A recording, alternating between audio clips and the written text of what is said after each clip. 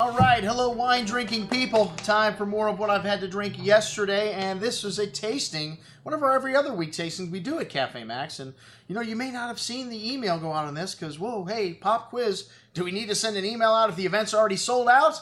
Hey, almost every one of these Wednesday tastings has sold out this year, and that's because I've insisted we're now in the back room, and it's just 28 seats. We can cram 28 people back there. But you know what? You really get more focus. You get more knowledge about the wine because we can sit and do a presentation now rather than being in the front of the restaurant and running around like a madman. So check it out if you haven't been to one of our every other Wednesday tasting this year because you got upset about it last year because we were too busy in the front, you know, at 50 people. It was crazy. I agree with you. That's why we put a stop to that. So you can come on back now. And like I said, you may want to make your reservations early because you may not even see an email go out on these. They usually sell out almost every single tasting we've done this week here at Cafe Max. This theme was Burgundy, and we had a lot of great stuff on the table thanks to Jay Wolmer and Cynthia Betancourt who helped us out with this.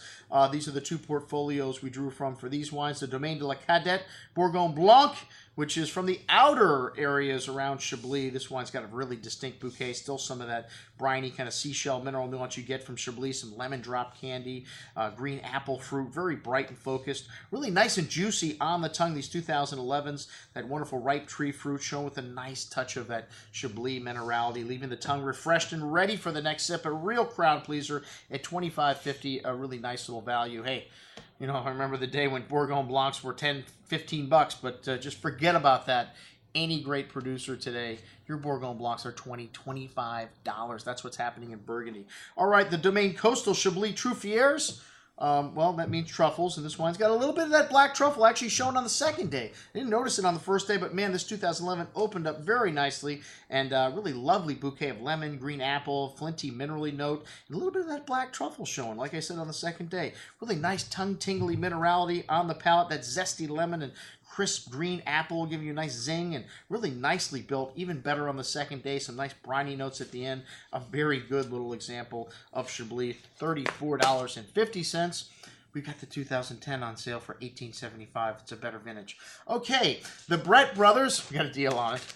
Bret brothers, Domaine de la, I'm not even going to say that, Pouilly, and this is Les Quarts, which is possibly one of the new Climats, which will become Premier Cru. This is a great small producer and an advocate for high level quality in Pouilly, and we're starting to see that. This wine had a very distinct minerality here on the nose, some briny, sweet, fresh apple and green pear, kind of lemon citrus here as well, some white flowers, really nice complexity, maybe just a touch of wood spice here also, and lovely concentration richness on the tongue with a texture of whole milk and a tongue-tingly acidity, really nice juicy fruit. These 2011s showing very nicely, but this wine well built as well, and a nice little hint of spice and that tongue-tingly minerality showing on the finish.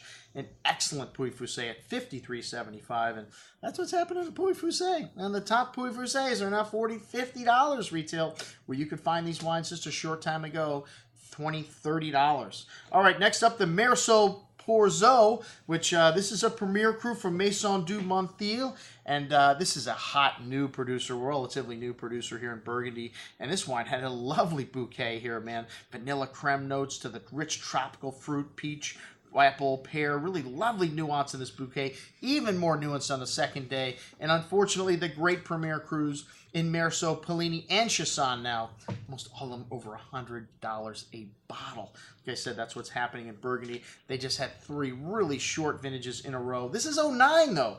This is a rather abundant vintage, but 11, 12, and 13 all off, and 14 even short. So, yeah, really hard times. If you love Burgundy, the prices are going to be going up. This one had a lovely, smooth and creamy texture on the tongue. These 09 showing wonderful forward fruit, that classic limestone, like mineral nuance showing on the finish. Really rich and decadent, even on the second day. This wine will age up to a decade in your cellar easily. Most excellent juice at $104.75. All right, the Domaine Gruhier Epineuil Rouge, which this is an appellation for Pinot Noir up near Chablis. So very unique red wines here, all Pinot Noir, and showing a bit of that seashell kind of briny mineral you get out of the whites there. Nice red berry fruit, very bright and high-toned on the palate, showing a little bit of that minerality, leaving the tongue refreshed and salivating at the end. A very good little example of the red wine they make from this northern region of Burgundy. 27.75.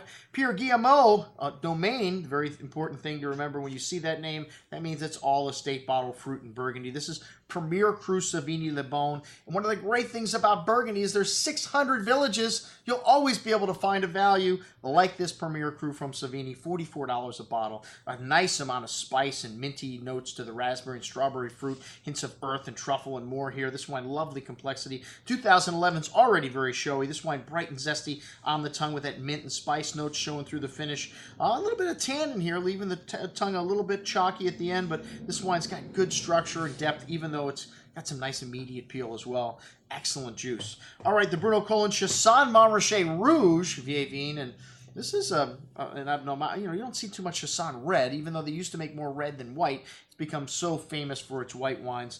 The red's rarely seen, but a great little entry-level Burgundy for $42.50. This wine's got a very lovely spice and nuance to the nose. That raspberry and strawberry fruit, a little menthol, some pretty floral notes, some earthy, truffly notes coming out here as well. Very forward and seductive wine with that bright red berry fruit, zesty spice, and fine tannins, leaving that little bit of a chalky, minerally note at the end as well. An excellent example of a Chassagne Rouge for $42.50. Like I said, you got to go to these appellations to find good values or wines for under $50, higher level wines from Burgundy, because Nuits St. George Premier Cru, $80 to $100 now. This wine, Chateau Pouilly, the Premier Cru Clos de Grand Vigne, and this is a really complex bouquet here. These 2009s have this incredible ripeness to them. The tannins to me are like melted chocolate on your tongue, but the bouquet here, cola, brown spices, tea, some fresh earth and barnyard notes of the dark cherry fruits, really lovely complexity. This is an outstanding vintage, and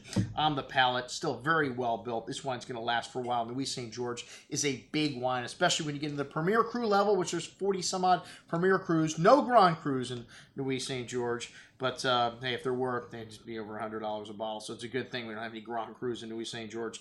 As far as I'm concerned, really delicious black raspberry fruit, bright acidity, holding things together nicely. That lovely spice and tea-like nuance from the nose showing on the finish. Really long and layered. Most excellent juice at $81.75. That's what we had to drink at our Burgundy tasting at Cafe Max. Sorry you missed it. I'm your host, Andrew Lampasoni, signing off for the Wine Watch, saying remember, always drink the good stuff first.